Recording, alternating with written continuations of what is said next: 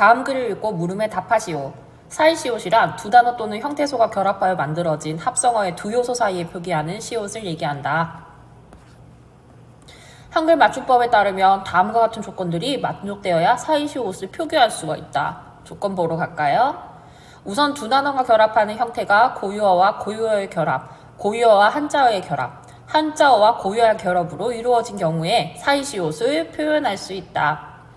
단일어이거나 접사가 결합하여 만들어진 단어인 파생어에는 사이시옷이 표기되지 않고 외래어가 포함된 합성어나 한자어만으로 구성된 합성어 경우에도 사이시옷은 표기되지 않는다. 예외인 경우를 노란색으로 표시해 주었습니다. 단 여기서도 또 예외가 있는데요. 곡간, 셋방, 숫잔, 찻간, 퇴간, 횟수라는 한자어는 예외적으로 사이시옷을 표기한다라고 되어 있습니다. 자, 사이시옷과 관련된 거 선생님이 필기를 해두었는데요. 필기가 필요한 친구들은 잠시 멈춤 누르고 글자를 적어주면 되겠습니다. 다음으로 이러한 합성어의 앞말이 모음으로 끝나고 두 단어가 결합하여 발생하는 의문론적 현상이 다음 중에 하나가 되어야 된다. 첫째, 뒷말의 촛소리가 된 소리로 바뀌는 경우. 둘째, 뒷말의 촛소리 니은 미음 앞에서 니은 소리가 덧나는 경우. 셋째, 뒷말의 촛소리 모음 앞에서 니은 니은 소리가 덧나는 경우에 사이시옷을 표기할 수 있다라고 되어 있죠. 자, 우리 한번 예시도 한번 살펴볼까요? 자, 된 소리로 바뀌는 경우는요. 내까 요렇게 뒤쪽이 까로 발음이 나죠. 그래서 사이시옷을 적어주는 것입니다. 두 번째로 잇몸 같은 경우는요. 왜 잇몸이 시옷을 적어줘야 될까요? 니은 소리가 덧나기 때문이죠. 그리고 니은 소리가 덧나는 경우는 이런 경우가 있었는데요. 뒷닐처럼 니은 소리가 덧나는 경우가 되겠습니다. 본문을 살펴봤고요. 문제 풀러 들어가 볼게요. 윗글을 바탕으로 사이시옷에 표기한 내용으로 적절하지 않은 것은 아랫옷과 달리 아랫마을은 앞말의 끝소리 니은 소리가 덧나기 때문에 라고 되어 있어요. 덧난다는 발음은 발음 소리가 난다는 거죠. 사이시옷이 표기된 것이겠군. 이렇게 되어 있습니다. 자, 그러면 지금 아래옷 같은 경우는 아래옷이라고 발음이 되어요. 그러면 아래옷은 덧나는 소리가 없어서 사이시옷 표기가 필요하지가 않습니다. 이와 달리 아랫마을은 아랫마을이라고 표기가 되어서 밑에 니은 소리가 덧나죠. 아랫마을은 뒷말의 첫소리 느무 앞에서 니은 소리가 덧나는 경우에 해당해서 사이시옷이 표기된 것입니다. 그럼 이건 적절한 것이고요. 선지 2번. 고깃국과 달리 해장국은 앞말이 모음으로 끝나지 않았기 때문에 사이시옷이 표기되지 않은 것이겠군. 이것은 사이시옷 표기의 조건에 충족되지가 않습니다. 자, 우리 고깃국과 해장국 같은 경우는요. 고깃국 또는 고깃국 이렇게 발음이 나요. 그리고 해장국은 꾹. 여기 중간에 점점이라는 거는 장음이란 표시예요. 자, 이렇게 뒷말이 모두 된 소리로 발음되지만 사이시옷 표기의 여부가 다릅니다. 사이시옷이 표기되려면 3문단에 합성어의 앞말이 모음으로 끝나는 조건을 기본 전제로 해야 되겠죠. 고깃국부터 살펴볼까요? 고깃국은 고기 더하기 국의 합성어로 앞말이 모음으로 끝나 조건이 충족되었고 3문단의 뒷말의 첫소리가 된 소리로 바뀌는 경우에 해당해서 사이시옷이 표기되었습니다. 하지만 여기서 해장국은 앞말이 자음으로 끝났기 때문에 조건이 충족되지 않아서 사이시옷을 표기할 수가 없어요. 자, 우리 해장국 같은 경우는 해장국은 자음으로 끝났죠? 그래서 이것은 적을 수가 없었습니다. 그러면 선지 2번은 올바르게 해석을 했죠. 두 개의 차이점을 잘 나타내 주었습니다. 선지 3번 보겠습니다. 코마개와 달리라는 표현 잘 보셔야 돼요.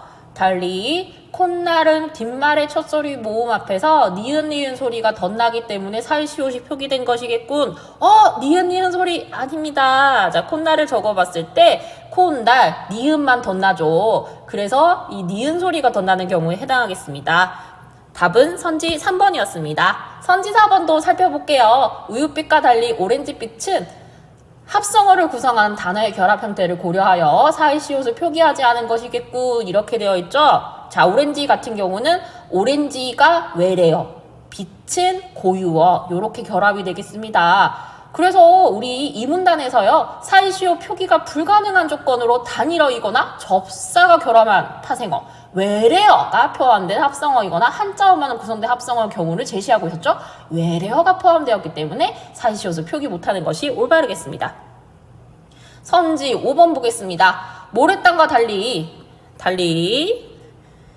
모래길은 두 단어가 결합할 때 뒷말의 촛소리가 된소리로 바뀌었기에 사이시옷이 표기된 것이겠군. 자, 모래땅의 쌍 디귿은요, 본래 된소리였어요. 그래서 바로 사이시옷이 표기될 이유가 전혀 없죠.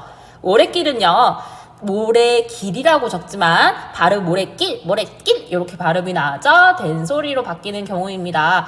그래서 뒷부분 같은 경우는 된소리로 바뀌었기 때문에 사이시옷이 표기가 되어야 되는 경우였죠.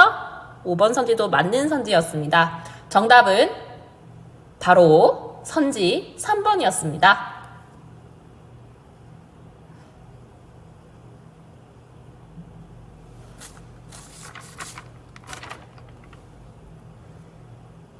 보기는 윗글을 이해하기 위한 탐구 학습지의 일부이다. 기역에서 디귿에 들어간 말로 적절한 것은, 자, 우리 윗글을 이해하는 것이 뭐지? 첫 번째 조건이 사이시옷이 표기가 가능한지, 그리고 그 이유로 올바른 것인지 두 가지를 살펴보는 것이었습니다. 자, 그러면 탐구학습지에서는요, 살과 님이 명사로 쓰인 경우 합성어가 되어서 사이시옷이 가능하지만 살과 님처럼 접사로 쓰인 경우 사이시옷 표기가 불가능함을 알려주고 있습니다. 즉, 제시된 단어들의 사이시옷 표기가 가능한지 불가능한지 판단을 하고 그 이유로 올바른 것을 묻는 문제였죠. 선생님이 보기를 보기 좋게 먼저 답을 조금 적어 놓았습니다. 해 더하기 살에서는요, 살은 명사가 되겠고요. 그래서 햇살이라고 적어야 됩니다.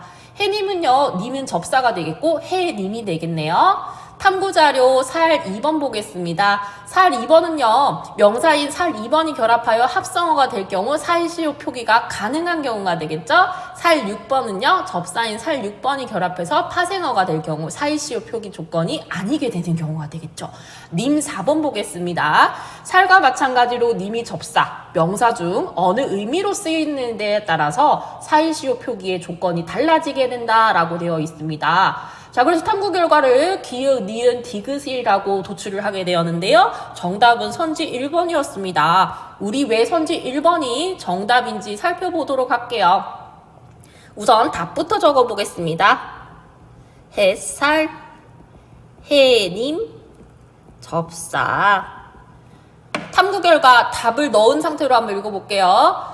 해와 살이 결합한 단어의 표기는 햇살이고 해와 님이 결합한 단어의 표기는 해님이다. 사이시옷은 합성어의 두 요소 사이에 표기하는 것이기 때문에 접사가 결합한 경우 사이시옷 적지 않습니다. 라고 되어 있습니다. 자, 그러면 기역의 경우부터 한번 살펴볼까요? 해와 살이 결합했는데 이때 살은 의미상 명사인 살2의 의미로 쓰였으므로 해 더하기 살은 명사와 명사가 결합한 합성어가 되어서 사이시옷이 가능한 조건이 됩니다.